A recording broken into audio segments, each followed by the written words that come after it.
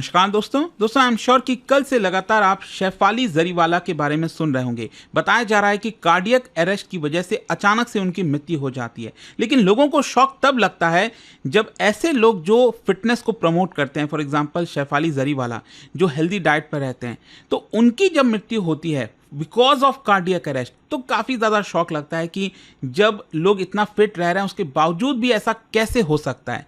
लेकिन दोस्तों यहाँ पर मैं आपको एक दूसरा एंगल बताता हूँ जिसके बारे में लोग काफ़ी ज़्यादा जानना चाहते हैं। अचानक से पता चलता है कि वो पिछले कुछ वर्षों से एंटी एजिंग ट्रीटमेंट ले रही थी और जिस दिन उनकी मृत्यु हुई ना, उस दिन भी उन्होंने यहाँ पर इंजेक्शन लिया था विथ फास्टिंग। तो इसको थोड़ा सा डिटेल में समझने की जरूरत है कि क्या इसके पीछे ये कारण हो सकता है, मतलब कि ये जो एंटी एजिंग ट्रीटमेंट है भारत में किस तरह से चलता है, इससे रूल्स रेगुलेशंस क्या है, वो सब कुछ मैं आपको डिटेल से बताऊंगा। देखिए, सबसे पहले तो मैं आपको बता दूं, शेफाली जरीवाला स्पेशली जो 90s के किड्स हैं वो काफ़ी जानते होंगे क्योंकि 2002 में उनका एक गाना आया था कांटा लगा और वो काफ़ी फेमस हुआ था। आज के डेट में उनकी जो उम्र थी वो थी 42 ईयर्स।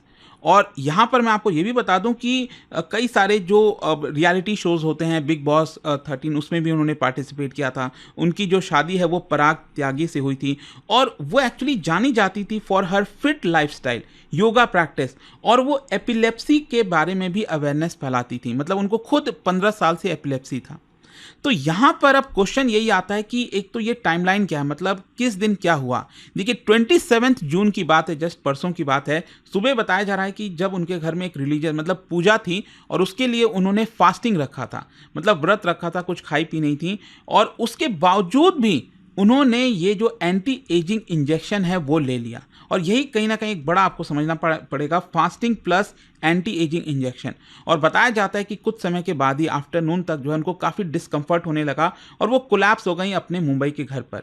फिर तुरंत उनको हॉस्पिटल ले जाया गया अंधेरी में और वहाँ पर जो है उनको डेड डिक्लेयर कर दिया गया। फिर उसके बाद कूपर हॉस्पिटल में ऑटोप्सी हुआ है और कई सारे जो रिपोर्ट्स वगैरह हैं वो इस समय पेंडिंग हैं। लेकिन क्वेश्चन तो यही आता है सबसे पहले कि प्राइमरी कॉज क्या हो सकता है, क्या यहाँ पर सस्पेक्ट किया जा रहा है, क्योंकि देखो अभी जो एग्जैक्ट जो चीज़ें हैं वो रिपोर्ट्स के आधार पर आएंगी, लेकिन यहाँ पर सबसे इंपॉर्टेंट जो एक चीज़ क्लियर हुई है वो है सडन कार्डियक अरेस्ट। अब आपको समझना पड़ेगा कि कार्डियक अरेस्ट और जो हार्ट अटैक है वो सेम नहीं होता, ये दोनों डिफरेंट चीज़ें हैं।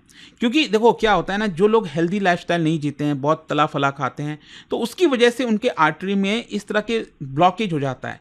अब ब्लॉकेज होने का मतलब क्या है, यहाँ पर बेसिकली जो कोलेस्ट्रॉल वगैरह जमा हो रहा है, तो ब्लॉकेज की वजह से जो आपका ब्लड का फ्लो है वो सही से नहीं हो पाता।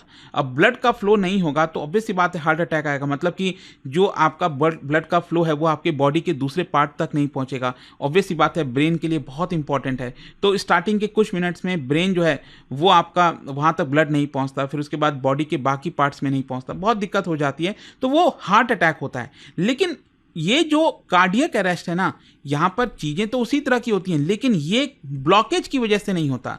मतलब आप भले ही फिट हो उसके बावजूद भी कई बार कार्डियक अरेस्ट होता है। दैट इज़ बिकॉज आपका जो हार्ट है वो सडनली कोलैप्स हो जाता है, मतलब वो काम करना बंद कर देता है। जो इलेक्ट्रिकल जो सप्लाई है जो आपको हार्ट को मिलनी चाहिए, जो धक धक धक धक होता है, वो एक तरह से रुक जाती है। तो ऑब्वियस सी बात है जब वो नहीं होगा, मतलब ब्लड की जो सप्लाई है वो भी अगेन रुक जाएगी, पूरे बॉडी के पार्ट्स में नहीं जाएगी। तो इसकी वजह से यहाँ पर मृत्यु हो जाती है कुछ मिनट्स के बाद।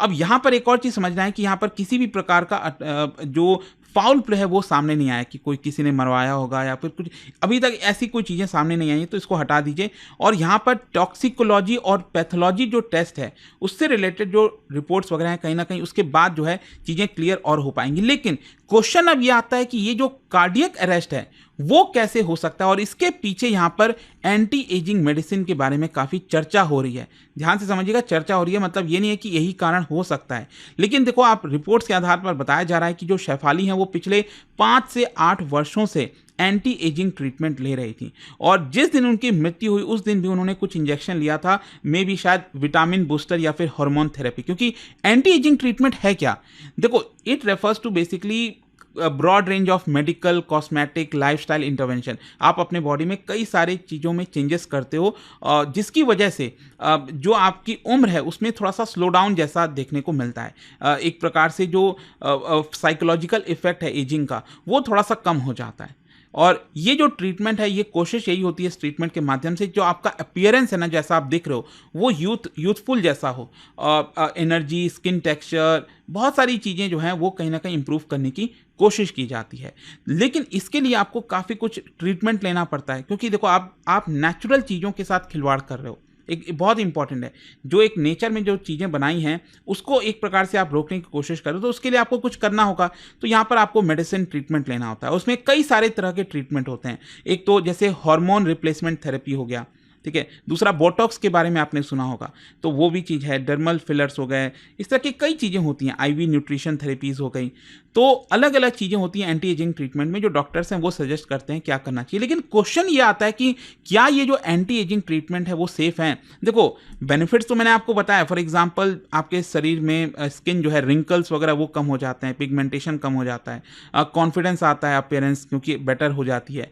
बायोलॉजिकल एजिंग जो है वो कुछ केसेस में स्लो हो जाते हैं। एनर्जी, मेटाबॉलिज्म, मूड में थोड़ा सा एनहांसमेंट आता है। लेकिन ऑब्वियस सी बात है, कुछ खतरा भी तो होगा। अब यहाँ पर बताया जाता है कि कुछ रिएक्शन हो सकता है बिकॉज ऑफ दिस। इन्फेक्शन हो सकता है शरीर में। Hormone therapy can lead to actually heart disease, cancer, stroke, अगर उसका मिसयूज किया गया हार्मोन थेरेपी का। अगर आपने ओवर यूज कर लिया किसी चीज का, तो अगेन जो बॉडी का स्ट्रक्चर है, जो फेस का स्ट्रक्चर है, वो भी बिगड़ सकता है। और जो अनरेगुलेटेड प्रोडक्ट्स होते हैं ना, जो ब्रांडेड नहीं है, तो कहीं ना कहीं जो नॉन सर्टिफाइड क्लिनिक्स हैं वो आपके लिए काफ़ी हार्मफुल हो सकते हैं। तो ये भी बहुत इंपॉर्टेंट होता है कि बिना किसी जानकारी के कोई भी चीज़ें आपने ले लिया, ये सोचकर कि आपकी उम्र रुक जाएगी। देखो, उम्र तो कभी नहीं रुकने वाली, वो तो जैसा है चलती रहेंगी। आपके नेचर के साथ कुछ ना कुछ यहाँ पर चेंजेस किए जा रहे हैं। अब लेकिन आपको बहुत कॉशियस रहना है, स्पेशली वो लोग जो हार्ट के प्रॉब्लम से गुजर रहे हैं, लिवर हो गया, किडनी डिजीज हो गया, हार्मोनल इम्बैलेंसेस हो गया, तो उनको तो ये एकदम कंप्लीटली अवॉइड करना चाहिए। प्रेग्नेंट, ब्रेस्ट फीडिंग महिलाओं को अवॉइड करना चाहिए।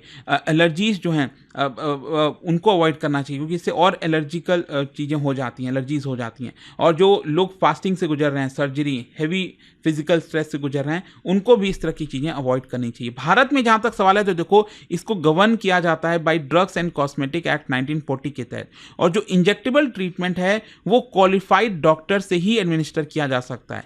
और जो हार्मोन थेरेपी हो गया, पीआरपी हो गया, ये एक्चुअली इन्फॉर्म्ड कंसेंट आपसे लिया जाता है कि अगर आपके बॉडी पे मान लो कुछ गलत असर हुआ तो हम जिम्मेदार नहीं होंगे। तो पहले आपसे कंसेंट ले लिया जाता है। और साथ ही साथ मैं आपको बता दूं, इसका एडवर्टीजमेंट आप नहीं कर सकते कि एंटी एजिंग ट्रीटमेंट है, हमारे पास फैसिलिटीज़ है, और आप इसको मतलब बाकी चीज़ों की तरह, जैसे शराब है, सिगरेट है, उसका डायरेक्ट आप नहीं करते हो ना एडवर्टीजमेंट। तो सेम यहाँ पर भी इसको रिस्ट्रिक्ट किया हुआ है under drugs and magic remedies act के तहत। खैर, अब क्वेश्चन ये आता है कि शेफाली जरीवाला के केस में क्या एक्सपर्ट्स का मानना है। देखो, एक तो ये बोला जा रहा है कि उन्होंने यहाँ पर फास्टिंग की हुई थी और साथ ही साथ उन्होंने इंजेक्शन ले लिया, और ये काफ़ी डेडली कॉम्बिनेशन हो जाता है, और इसकी वजह से मे भी शायद कार्डियक अरेस्ट आया होगा। एक तो ये बोला जा रहा है। दूसरा, यहाँ पर जो अनरेगुलेटेड हार्मोन है यूज़ होता है, it can lead to hypertension, palpitations, ventricular fibrillation, बहुत सारे इस तरह के कॉम्प्लिकेशंस होते हैं जो यहाँ पर बॉडी में देखने को मिलते हैं। आईवी थेरेपीज की वजह से फ्लूइड ओवरलोड हो सकता है, एलर्जिक रिएक्शन आ सकता है। कहने का मतलब यह है कि जो एक्सपर्ट्स का ऐसा मानना है कि अब इसमें बहुत सारे कॉम्प्लिकेशंस हो सकते हैं, क्योंकि एक तो ये जो उन्होंने फास्टिंग किया, ऊपर से इंजेक्शन ले लिया, इसकी वजह से सिम्टम्स वगैरह और ज़्यादा तेज़ी से उभर कर सामने आते हैं। तो अब बाकी चीज़ें तो देखो रिपोर्ट्स के आधार पर ही बताई जाएंगी, लेकिन कुछ डॉक्टर्स का जो है, उनके जो डॉक्टर्स हैं, उनका ये भी कहना है कि देखो, जो मेडिसिन वो आप ले रही थी, इंजेक्शन ले रही थी, वो हार्ट मेडिकेशन नहीं था। She was fit actually. तो मेडिकल एक्सपर्ट्स का मानना है कि यहाँ पर कोई डायरेक्ट लिंक नहीं है, लेकिन अल्टीमेटली वही मैं आपसे कह रहा हूँ कि रिपोर्ट ही ये तय कर पाएगी। अच्छा, दूसरे भी कॉजेज हो सकते हैं, ध्यान रखिएगा। मैंने आपको बताया था 15 साल की उम्र से ही उनको एपिलेप्सी भी था। एपिलेप्सी बेसिकली क्या होता है कि आपके अगेन ब्रेन में जो सेल एक्टिविटी है उसमें थोड़ा सा चेंजेस हो जाता है, और अचानक से सीजर वगैरह जैसी चीज़ें आने लगती हैं। तो एक्सपर्ट्स ने पॉइंट आउट किया है कि अगेन यहाँ पर भी कुछ डेडली कॉम्प्लिकेशंस हैं। For example, sudden unexpected death in epilepsy, उसमें क्या होता है कि सीजर के दौरान या उसके बाद जो है डेथ होने के चांसेस होते हैं। इसकी वजह से रेस्पिरेटरी या फिर कार्डियक अरेस्ट भी हो सकता है। तो ये भी काफ़ी साइलेंट होता है और उसके बारे में कई बार पता नहीं चलता। डॉक्टर्स का मानना है कि अगर आपका एपिलेप्सी काफ़ी अच्छे से मैनेज भी किया जा रहा है, तो भी यहाँ पर काफ़ी ये डेंजरस हो सकता है कुछ केस में। लेकिन देखो इसका काफ़ी बड़ा पब्लिक रिएक्शन आया, जैसा मैंने आपको बताया उनके फ्रेंड मीका सिंह जो हैं वो काफ़ी शॉक थे।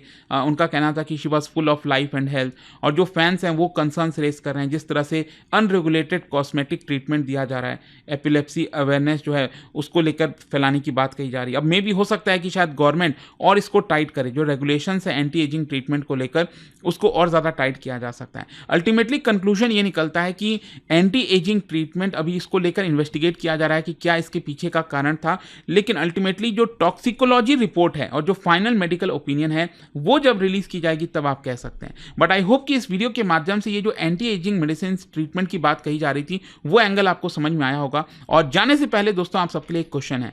क्वेश्चन यहां पर यह कि हमारे भारत के अंदर जो कौन सी अथॉरिटी है जो अप्रूव करती है the use of new drugs including anti ageing medications and injectables, कौन सी अथॉरिटी अप्रूव करती है? और इसका राइट आंसर आप सब जानते हैं, मेरे इंस्टाग्राम पर तो मिलेगा ही, वहां पर अगर आप नहीं हो कोई बात नहीं, टेलीग्राम से ले सकते हैं इसका सही उत्तर। दोस्तों गुड न्यूज, स्टडी IQ का मॉनसून धमाका सेल अब ऑफिशियली लाइव हो चुका है और उसके साथ ही शुरू हो गया है P2I फाउंडेशन प्रतिज्ञा बैच। यह सिर्फ एक कोर्स नहीं, यह एक कंप्लीट जर्नी है जो आपको जीरो से ले जाएगा IAS ऑफिसर बनने तक। फुल रोड मैप, फुल तैयारी के साथ हर स्टूडेंट के लिए 1-on-1 पर्सनल मेंटरशिप, 1000+ आवर्स की live classes with India's top faculties, hand written notes, smart और इफेक्टिव रिवीजन के लिए PRP and MRP residential programmes for prelims and mains. और इस बैच के साथ मिलेगा प्रीलिम्स क्लियर करो पूरा फीस रिफंड पाओ, मंथली टॉपर्स को 11,000 रुपीज तक के कैश रिवॉर्ड। यह सब कुछ मिलेगा आपको 2026 के लिए प्रतिज्ञा बैच P2I फाउंडेशन, 2027 के लिए लॉन्ग टर्म फाउंडेशन और 2028 के लिए अर्ली फाउंडेशन निर्माण बैच। मॉनसून धमाका स्पेशल भी है, 6 month extra validity on every foundation course free, 7-day no question asked refund policy, batch start के 7 दिन तक वैलिड। और ध्यान से सुन लो, सबसे इंपॉर्टेंट बात, एडमिशन सिर्फ 30 जून तक ही ओपन है, उसके बाद no entry, no extension, no excuse. Seats बहुत लिमिटेड हैं, तो अभी फैसला लो। जाओ स्टडी IQ ऐप या वेबसाइट पर सर्च करो P2I फाउंडेशन प्रतिज्ञा बैच, अपने टारगेट ईयर के हिसाब से बैच चुनिए, क्लिक करो बाय नाउ और यूज करो code Ankit live ANKITLIVE for the lowest price ever. और अगर अब भी UPSC या बैच को लेकर कोई कंफ्यूजन है तो मेरी पर्सनल टीम को कॉल कर सकते हैं ऑन 092400239293। यह सिर्फ एक बैच नहीं, यह है IAS बनने की प्रतिज्ञा। Let's begin your UPSC journey together.